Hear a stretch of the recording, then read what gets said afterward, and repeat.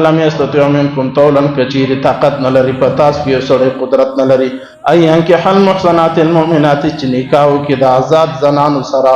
چې مؤمنوي فإما ملکت ايمانکم پس هغه د نکاح کې چې کم د کم چې دی مالکان دي من فتياتكم المؤمنات دا هغه غلام سره د منځ سره چې هغه مؤمنای والله اعلم بإيمانكم ور الله ډیر ښه پېژني ستاسو ایمانونه بعضکم من بعض دغه منځ ستاسو د بعض سره دا فانكحوهن بإذن اهلهن پس تاسو نکاح وکړئ د دې د مالک په اجازه سره وآتوهن اجورهن بالمعروف اور تاسو ورکړئ دې ته د دې مہر په ښه طریقه سره محصنات غیر مصافحات د نکاح نه دی د مستینیت دی نوي ولا متخذات اخدان اور د یارانه تعلقات خفیه تعلقات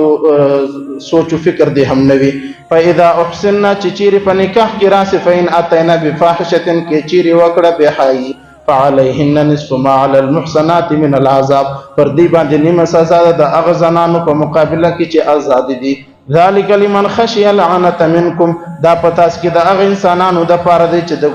ګناهونو کې د مبتلا کېدو خدشه لري ویره لري وان تصبروا خير لكم او کچیر تاسو صبر وکړئ دا تاسو د پاره بهتره ده والله غفور رحیم الله بخښون کې دی او رحم کوونکی دی عزیزانو دا د سورۃ النساء آیت نمبر 25 دی د آیت تعلق د منځ سره دی کنیزه غلام چورته ول کېږي دا په خوان ډیر زیاتو د نبی علی السلام په نکاح کې دویستا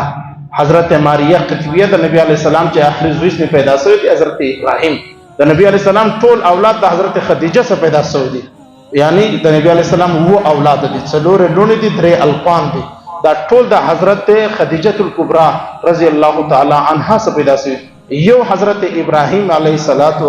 رضی الله تعالی عنہ د حضرت نبی پاک د ماریه قطبیه څخه پیدا شوی دی اور دغه ماریه قطبیه رضی الله تعالی عنها دا کنیزه او غلام من زوله چې د نبی علیه السلام په نکاح کې راغله دي صحابه کرام په جهاد وکړي ډېر زنانه په دغه کې رااله بیا به د نبی علیه السلام د قران په مطابق باندې هغه منځي وي هغه قیدی غلامی چې زنانه براغلی وي هغه بیا په صحابه سره تقسیم کوله قران پاک په دې باره کې فرمایي چې چیرې پتا څه چې سړی طاقت نه لري نبی علیه السلام له خلک رالو یا رسول الله د نکاح جذبه می راغله ته خو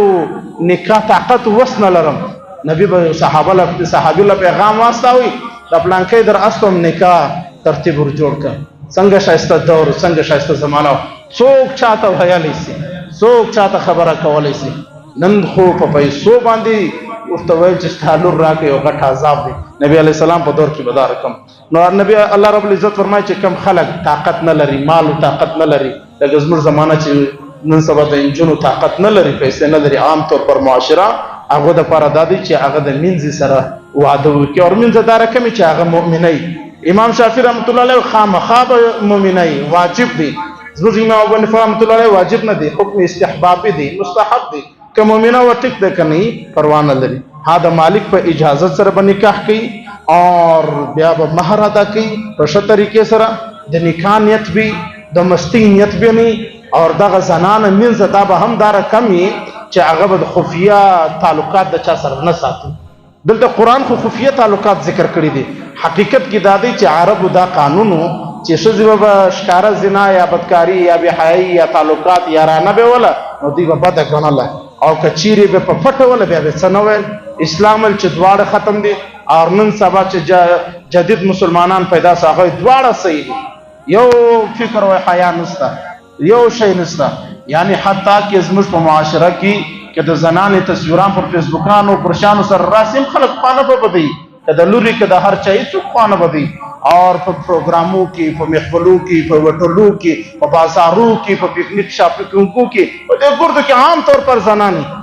یارانه د تعلقات دوستانه یعنی د یو زنانې سره که غټ موبایل ورسره نو خو دغه دی ولا متخذات اخدان بل څه ته وایي خو د هغې غټ موبایل ته وایي چې غټ موبایل ورسره دی نو خو یارانه د دوستانه د تعلقات دي که نه ورسره خو دا شی به نه وایي الله رب العزت دا ټول صفات به پکې موجود وي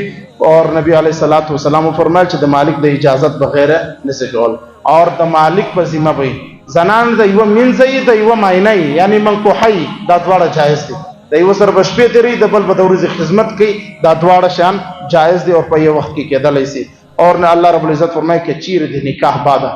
دا چونکه بازار لذي خدمتونه کوي، لہذا په دې صورت کې کچیر به حیايي وکړله پر دې باندې نیمه سزا ده. پر زنانه خو پر سزا ده، پر آزاد زنانه پر مینځ باندې نیمه سزا ده. ولی خدا هغه تعلقات چونکه د بازار سره ډیر دي، سودا وی راوړي، کورونه صفا کوي، مختلفو کورو لذي د خدمتونه کوي، په دا وجه باندې د هغه سزا نیمه ده. او دا ټول قانون الله رب العزت د هغه سړي د پاره دی چې هغه په دې ویریږي چې زه په ګناه کې مبتلا نسم. او کچیر دا خوف او خدشه نه هغه د پاره په کار هم نه دی چې د مين سره نکاح کې الله رب العزت د تاسو د پاره بهتره ده او الله بخښون کې دی او رحم کوم کې دی. د دې آیت تعلق د جهاد د برکت سره. نن جهاد ختم شو، د مینځ قانون ختم شو. الله تعالی د عمل توفیق نصیب.